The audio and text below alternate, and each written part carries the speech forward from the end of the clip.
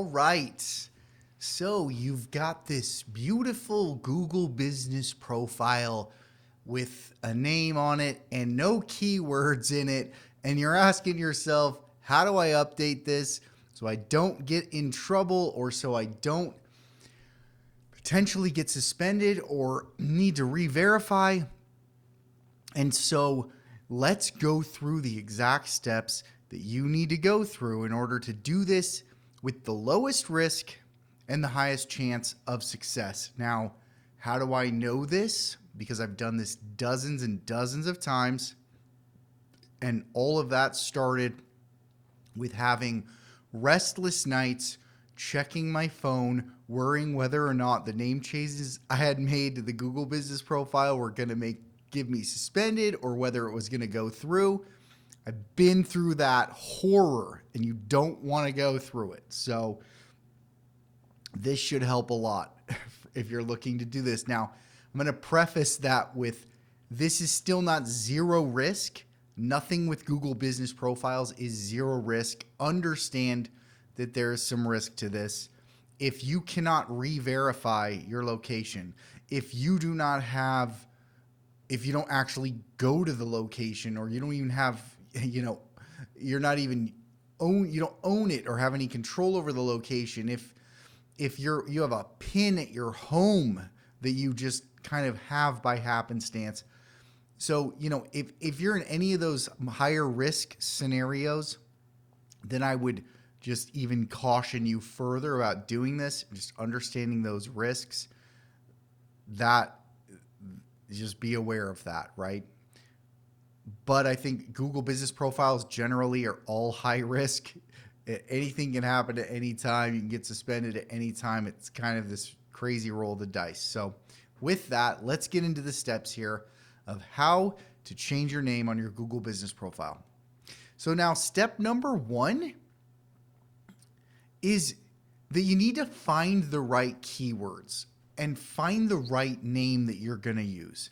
And I emphasize this because you really don't want to have to go through this process again. Can you go through it again? Yes. But every time you go through this process, it's cumbersome. It takes some time. So if you can really do your research at first, figure out what you want the keywords to be that you want in your name, what's going to drive the results that you want, and figure out what those keywords are up front, you're going to save yourself a lot of time. So take the time to plan, go find the keywords that you want to put in your name. Now, second is choosing the name. You want to choose a name that sounds real, right? So I put, a good example like, Meridian Roofing Company. These city plus service names, they're always really good. Or if your name right now is American owned, maybe you want to go for something like American owned roofing contractors. I don't know why I picked that name, American owned, but whatever.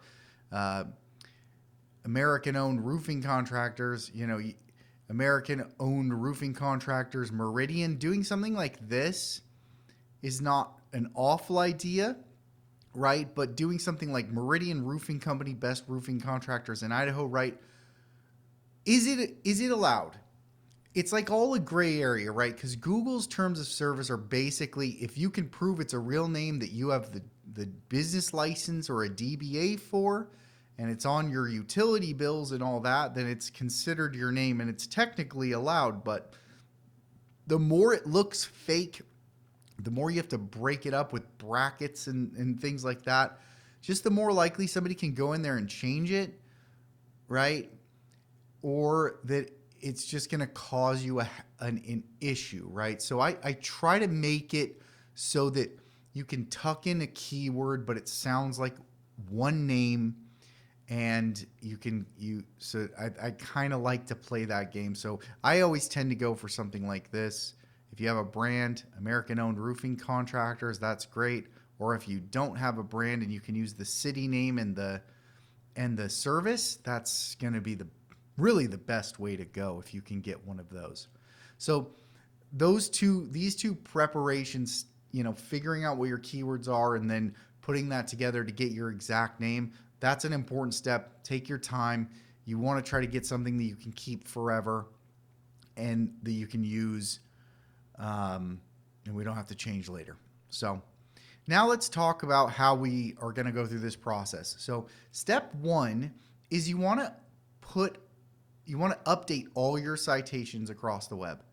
So have somebody go through to all of the Yellow Pages, Yellow Book, Hot Frog, Facebook even, and change your name.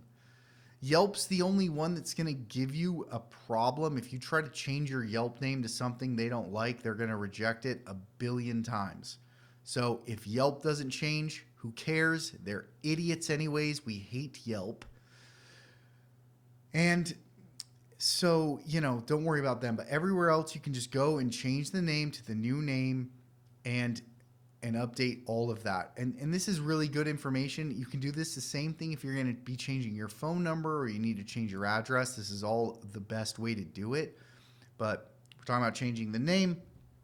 So go through Yelp or go change your citations and update them to the new name of your business all across the web. And then we want to wait.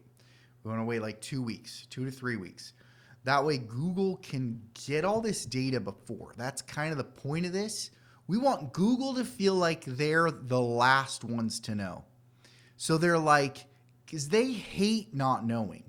Google hates not being the one with the correct information, right? So when you go change it everywhere else, they're over, their algorithm's getting nervous. Like, why do we have a different name, right? So you prepare Google for what's coming. Now, during this time, you can go get some signage. If you have like a giant sign above your building that cost you 10 grand, don't worry about that.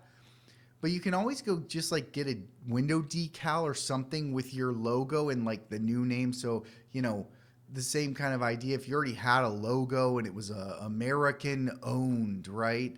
Well, you can just put under it, right? Roofing contractors. Now, hey, that full name is listed on your decal. Maybe put that on your front door. The real reason is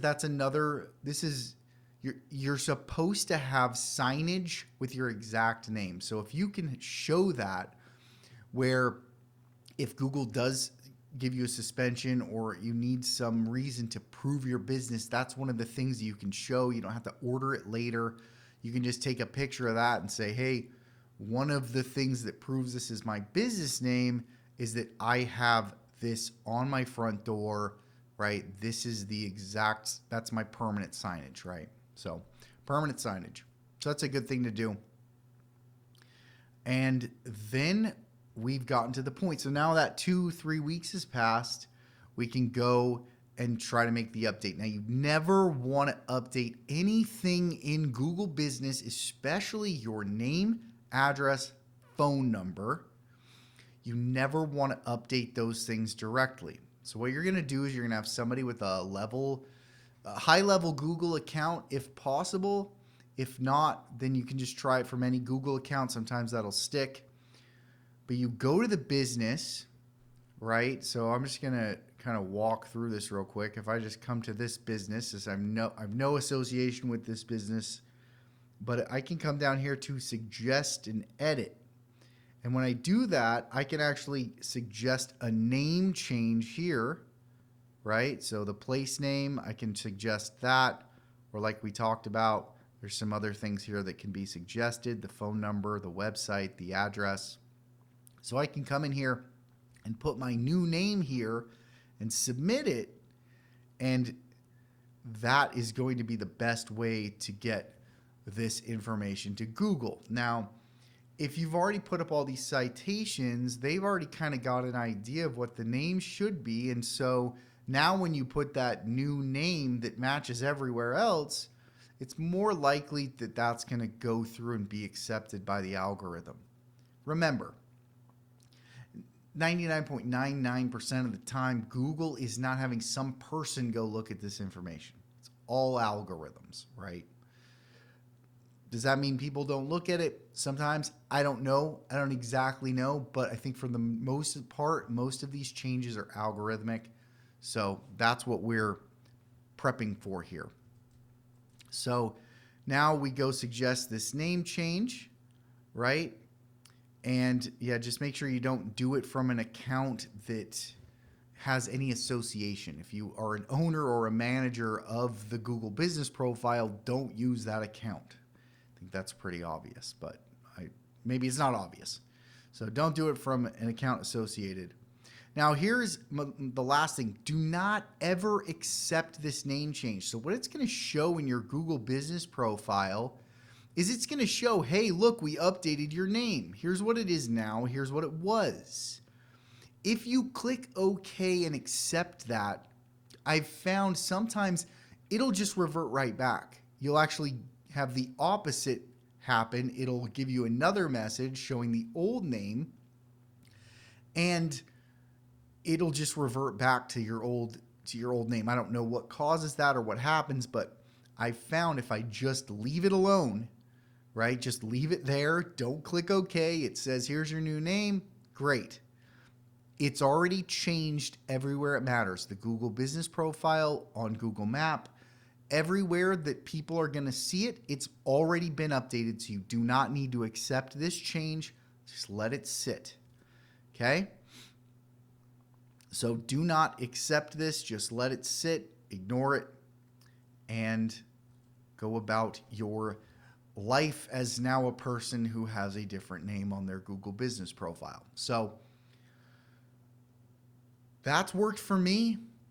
I want to stress that there's never a zero risk with these things, but this is the way I have been changing things. It's definitely been much less stress and much more effective than just going and directly changing the name.